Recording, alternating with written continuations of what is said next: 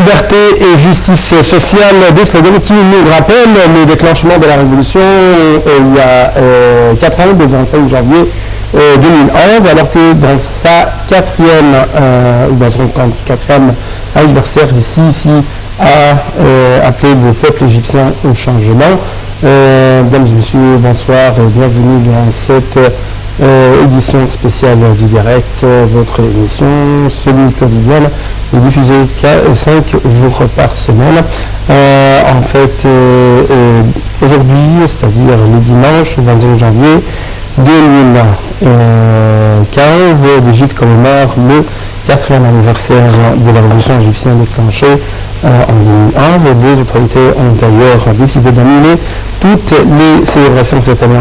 Jour de deuil décrété après la mort du roi d'Arabie Saoudite.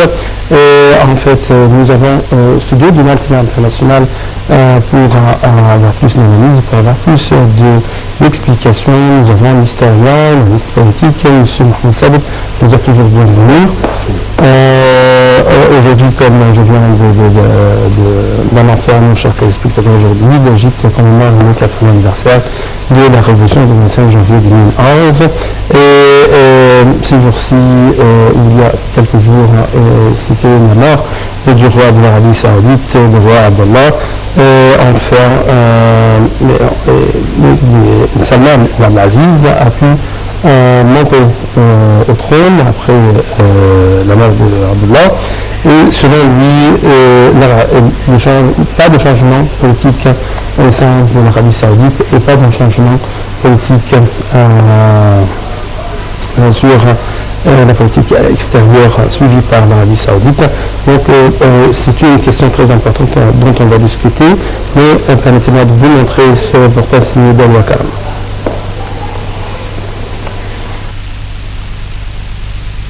Nous resterons avec la force de Dieu sur le chemin droit que cet État a suivi depuis sa création par le roi Abdelaziz Al Saoud et par ses fils après lui. Il a suffi de phrases pour que le nouveau roi d'Arabie Saoudite, Salman bin Abdelaziz Al Saoud, âgé de 79 ans, signifie que rien ne changera vraiment dans cette puissante monarchie pétrolière après la mort de son demi-frère, le roi Abdallah, emporté vendredi par une pneumonie. Ce dernier a été hospitalisé depuis le 31 décembre, mais sa récente intubation avait fait craindre le pire pour le souverain nonagénaire. Cet été aurait marqué les 10 ans de règne d'Abdallah qui assurait depuis 1995 la régence du royaume arabite. Il était souvent présenté comme un réformiste plutôt libéral dans certains domaines. Comme de coutume, lors du succession, le roi Salman a nommé le prince Mohammed Ben Naïf, âgé de 55 ans, en tant que futur prince héritier, soit celui qui succédera au successeur déjà désigné, le prince Mokrem, âgé de 69 ans. Dans son discours inaugural, le nouveau roi a plaidé pour l'unité et la solidarité, ce dont l'Oumma, la communauté musulmane, a le plus besoin, à l'heure où ses voisins tels l'Irak et le Yémen sont déchirés par des conflits qui menacent leur souveraineté, voire leur intégrité territoriale, tout comme le sont d'autres pays arabes, la Syrie et la Libye. Le roi Abdallah avait fait de la lutte contre Daesh, l'organisation terroriste dite l'État islamique, qui menace la région, une priorité pour son pays en intégrant la coalition militaire internationale pilotée par l'allié américain. Par ailleurs, l'an dernier, le royaume avait placé la confrérie égyptienne sur sa liste des organisations terroristes, tout comme l'avait fait l'année précédente l'Égypte, sur laquelle l'Arabie Saoudite conserve une grande influence. Riyad avait débloqué une aide financière dès que l'armée égyptienne eut débarqué le président islamiste Morsi. Selon les analystes, il est certain que la position saoudienne ne changera pas vis-à-vis des frères musulmans. Chefs d'État et dirigeants du monde entier arrivaient samedi en Arabie Saoudite après la mort d'Abdallah pour présenter leurs condoléances au nouveau roi de la première puissance pétrolière mondiale, Salman, que le président américain rencontrera mardi. Barack Obama encurtera son déplacement officiel en Inde qu'il entame dimanche, faisant une croix sur une visite au Taj Mahal pour rallier Riyad.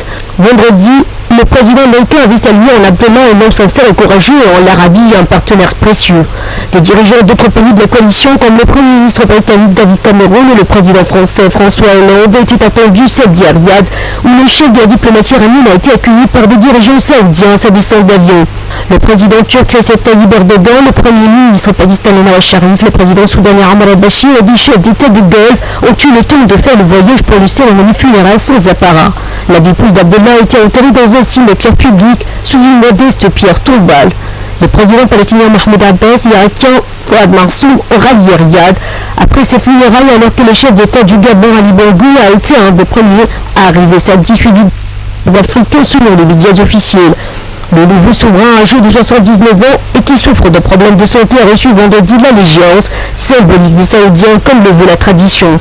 Des cérémonies de deuil sont prévues samedi et dimanche soir dans un autre palais selon les médias officiels. Dans son premier discours en qualité de roi, Salman a affirmé vendredi qu'il maintiendrait le cap fixé par son défunt demi-frère. Pour les marchés pétroliers, le nouveau roi ne semble pas enclin à modifier la politique énergétique du pays, chef de file de l'Organisation des pays exportateurs de pétrole. L'Arabie défend fermement le maintien à ce niveau actuel de la production du cartel au risque de voir s'accélérer la vertigineuse chute des prix du brut, 50% depuis juin.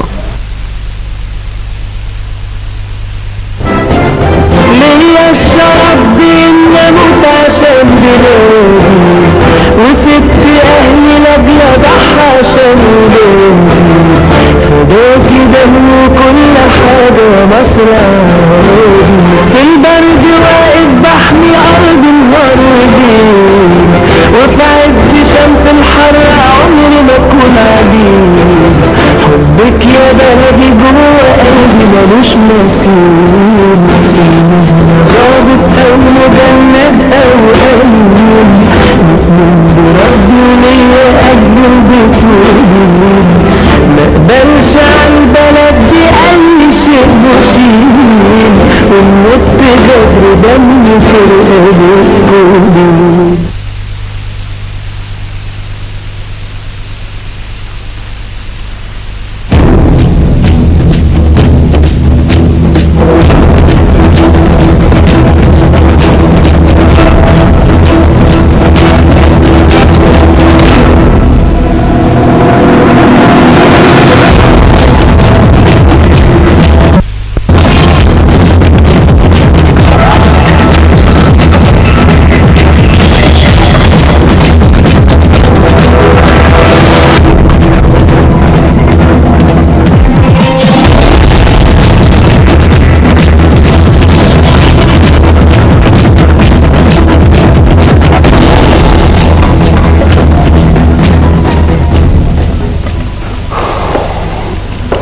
Le président égyptien Fatassi s'est adressé une allocution pour présenter ses condoléances, ses sincères condoléances pour la mort du roi de l'Arabie Saoudite, Abdullah ibn Abdelaziz, et en même temps il a présenté dans un message ou plutôt de la félicité du peuple égyptien pour l'anniversaire, le 4e anniversaire de la révolution du 25 janvier 2011. Et nous rejoignons au studio du Matin International actuellement deux invités très importants. Premièrement, M. Mahmoud Saoud, qui nous a toujours bienvenue, et nous rejoint aussi, c'est M. Dr Hassan Fattah, analyste politique, avec plus de précision que vous êtes professeur d'analyse du discours politique. C'est ça, monsieur? Vous êtes toujours bienvenue. Et ma première question, c'est 4 ans après la révolution du 25 janvier 2011, un nouveau défi à relever, c'est la mort du roi d'Arabie Saoudite. Donc, comment vous voyez la situation actuellement pour l'Égypte? Selon Salman, le nouveau roi, pas de changement politique en ce qui concerne la politique extérieure suivie de la part de l'Arabie Saoudite. Est-ce que vous êtes d'accord ou non? Oui, pour le roi Abdallah II, il faut dire que maintenant, vous savez que Salman lui-même, il a promis certainement de suivre le même chemin que Abdallah. Or, actuellement, vous savez que quand on analyse le contexte politique actuel, il y a la mort d'Abdallah coïncide avec beaucoup de problèmes. Il y a des problèmes au niveau extérieur, au niveau intérieur aussi. Au niveau extérieur, on sait très bien que ce qui se passe actuellement au Yémen, c'est-à-dire que les Houthis ont pris le pouvoir, à peu près au pouvoir, ils ont occupé le palais présidentiel, et que maintenant il y a toutes les factions politiques ou bien des gouvernements et qui certainement qui sont gouvernements des sunnites ont décidé de joindre le sud. Ça veut dire que c'est la division totale de Yémen. Et donc la situation actuelle au Yémen est très, très grave. Est-ce que le roi de l'Arabie, le nouveau roi de l'Arabie Saoudite, Salman ibn Abdelaziz, va permettre de voir de telles divisions qui menacent le royaume saoudite. Il ne s'agit pas de permettre ou de ne pas permettre, mais il faut dire que le roi Abdallah, il faut se rappeler bien, il faut bien se rappeler ce qu'Abdallah, depuis 2005, au moment où il y a eu, le Yémen aussi était au point était aussi au seuil du gouffre, c'est-à-dire qu'il y a eu des problèmes, des affrontements même d'ordre confessionnel, et que grâce à l'intervention d'Abdallah, c'est-à-dire il a réuni tous les opposants autour de la même table, une table ronde, et puis cette table ronde a été soldée par quoi? Par une certaine réussite, c'est-à-dire qu'il y avait un gouvernement de coalition, et à cette époque, Ali Abdallah était le président, et certainement, il ne faut pas oublier aussi que le gouvernement de l'Arabie Saoudite a énormément financé le Yémen. C'est-à-dire, elle a aidé le Yémen certainement à sortir de beaucoup d'obstacles d'ordre économique. Ça, c'est un point très important. Et maintenant, actuellement, Salman, certainement, pour faire face à la crise du Yémen, il a en main, en fait, plusieurs cartes. Vous savez très bien que le gouvernement, le Yémen, actuellement dépend quasi complètement des aides financières provenant de l'Arabie Saoudite. Vous savez que donc l'Arabie Saoudite pourrait toujours intervenir avec l'arme économique pour quand même mettre fin à ce conflit. Mais monsieur, en tant qu'un historien, est-ce que vous trouvez que cette fois-ci la crise au sein du Yémen va être un point de rapprochement entre le Riyad et le Caire, et c'était toujours au contraire de ce qui s'est passé durant les années 60 entre les deux côtés, entre l'Arabie Saoudite et l'Égypte? Oui, bien sûr, historiquement.